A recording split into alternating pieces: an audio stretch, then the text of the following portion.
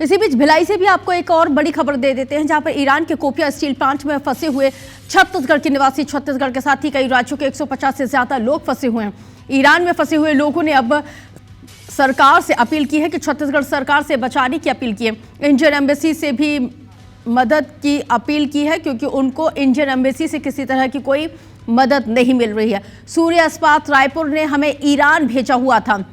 देखिए, सूर्य इस्पात रायपुर का ये पूरा मामला है और सूर्य इस्पात रायपुर की एक कंपनी है जिसने इनको ईरान भेजा हुआ था, और जिसकी वजह से ये लोग, क्योंकि ईरान में फंसे हुए हैं, अब सरकार से ये मदद की गुहार लगा रहे हैं।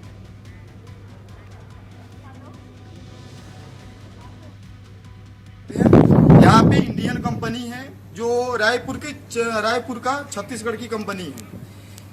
रायपुर के कंपनी सूर्या इस्पात ने हम लोग को यहाँ पे भेजा है, जिसमें एचआर काम करते हैं वो दीपक निगम, उनके कांटेक्ट द्वारा हम लोग यहाँ पे आए हैं। अभी ईरान और इजराइल के बीच में जंग चल रहा है, जिसे आए दिन हम लोग का जान का खतरा है। दिनों रात खतरे का विषय बने रहता है। लोकल लोग हम लोग के ऊपर अटैक कर रहे हैं। एम्बेसी से हम लोग कांटेक्ट कर रहे हैं, एम्बेसी कोई सुनवाई नहीं कर रही है। कंपनी भी भेजने का कोई रिस्पॉन्स नहीं दे रहा है हम लोग को। इसीलिए इंडिया सरकार से गुजारिश है, नरेंद्र मोदी से गुजारिश है कि हम लोग के योगी जी से गुजारिश है, यहाँ पे हम लोग बिहार, यूपी, पंजाब, झारखंड, उड़ीसा के लोग हैं मौजूद, 150 लोग यहाँ पे मौजूद है। इसीलिए प्रधानमंत्री से गुजारिश है कि हम लोग को इंडिया सही सलामत बुलाया जाए, एम्बेसी को यहाँ पे भेजा जाए।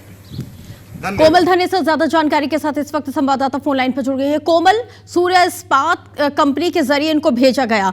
अब बड़ा सवाल यह है कि इंडियन एम्बेसी भी, क्योंकि ईरान इजराइल के बीच में युद्ध चल रहा है, हालात बेहद तनावपूर्ण हैं, जो हाई प्रोफाइल लोग हैं वो तो ऑपरेशन सिंधु के तहत आगे, लेकिन ये क्योंकि मजदूर हैं, ये उस वर्ग को बिलोंग करते हैं जहां पे इनकी सुनवाई नहीं हो रही। इंडियन एम्बेसी नहीं सुन रही है, जिस कंपनी से भेजा गया वो नहीं सुन रही है। राज्य सरकार से अपील की गई है। क्या लग रहा है, कब तक इनको बुला लिया जाएगा?